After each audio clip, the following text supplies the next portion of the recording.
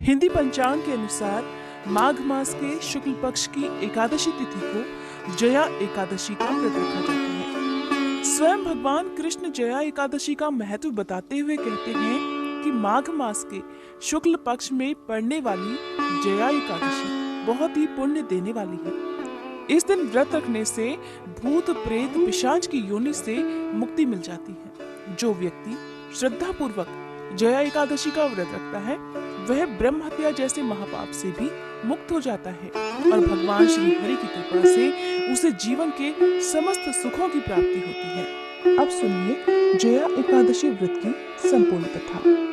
एक बार धर्मराज युधिष्ठिर ने भगवान श्री कृष्ण से कहा, हे मधुसूदन, अब आप कृपा कर मुझे माघ मास के शुक्ल पक्ष की एकादशी के संबंध में भी विस्तार पूर्वक बताइए। शुक्ल पक्ष की एकादशी में किस देवता का पूजन करना चाहिए और इस एकादशी के व्रत की क्या कथा है, उसके करने से किस फल की प्राप्ति होती है।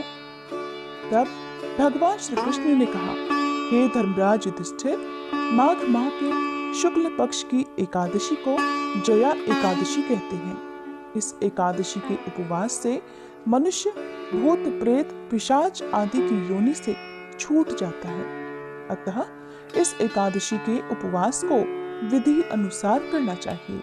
अब मैं तुमसे जया एकादशी के व्रत की कथा कहता हूँ, ध्यान पूर्वक श्रवण करो। एक समय देवताओं के राजा इंद्र नंदन वन में भ्रमण कर रहे थे। चारों तरफ किसी उत्सव का सा माहौल था।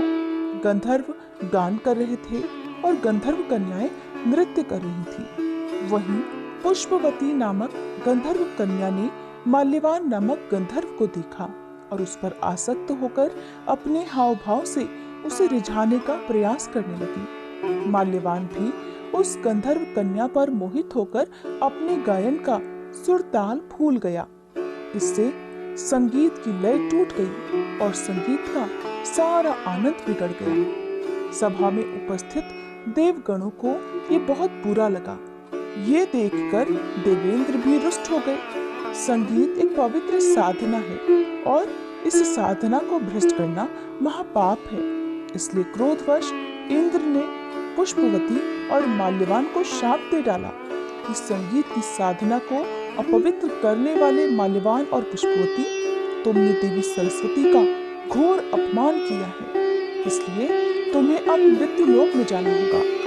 गुरुजनों की सभा में असंयम और लज्जाजनक प्रदर्शन करके तुमने गुरुजनों का भी अपमान किया है, इसलिए इंद्रलोक में तुम्हारा रहना अब संभव नहीं है।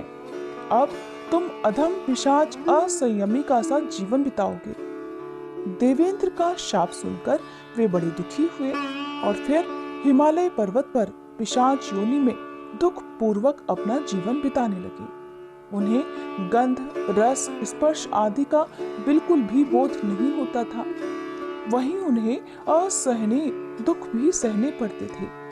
रात दिन में उन्हें एक क्षण के लिए भी नींद नहीं आती थी। उस स्थान का वातावरण जहाँ वे रहते थे अत्यंत शीतल था और शीत के कारण उनके रोए खड़े हो जाते थे, हाथ पैर सुन्न पड़ जाते थे, दांत किटकिटाने लगते थे। एक दिन उस पिशाच ने अपनी पत्नी पिशाचिनी से कहा, न मालूम हमने पिछले जन्म में कौन से पाप कर्म किए हैं जिसके कारण हमें इतनी दुखदायी ये पिशाच योनि प्राप्त हुई है। पिशाच योनि से नरक के दुख सहना कहीं ज्यादा उत्तम है। इसी प्रकार के अनेक विचारों को कहते हुए वे दोनों अपने दिन बिताने लगे। भगवान की कृपा से एक बार माघ मास के शुक्ल पक्ष की जया एकादशी का दिन आया और एकादशी के दिन इन दोनों ने कुछ भी भोजन आदि नहीं किया और न ही कोई पाप कर्म किया।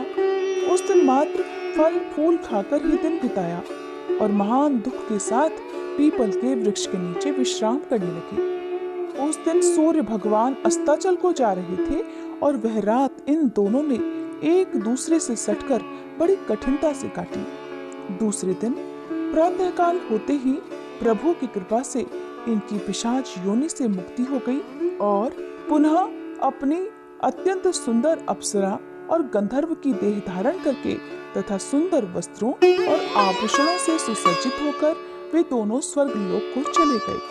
उस समय आकाश में देवगण और गंधर्व इनकी स्तुति करने लगे। नागलोक में जाकर इन दोनों ने देवेंद्र को दंडवत किया।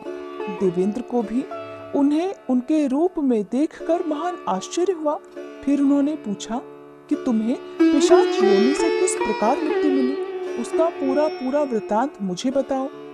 देवेंद्र की बात सुनकर माल्यवान ने कहा, हे देवताओं के राजा इंद्र, श्री हरि की कृपा तथा जया एकादशी के व्रत के पुण्य से हमें पिशाच योनि से मुक्ति मिली है।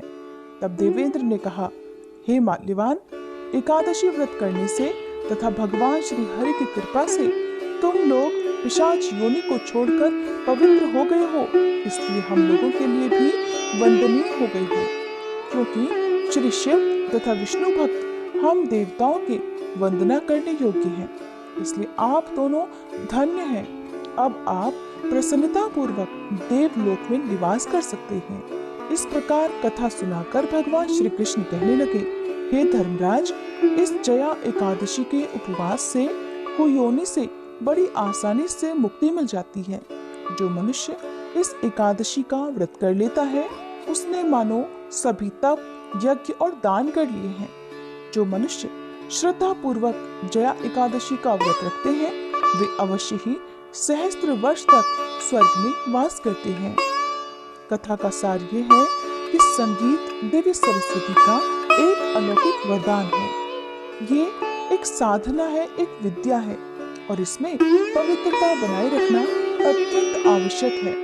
फिर जिस सभा में अपने से बड़े गुरुजन आदि उपस्थित हो वहाँ प्राणी को संयम और मर्यादा को बनाए रखना चाहिए ताकि गुरुजनों का अपमान न हो, उनका सम्मान बना रहे। क्योंकि गुरुजनों का अपमान करने वाला मनुष्य घोर नरक का भागी होता है। ये थी आज की वीडियो।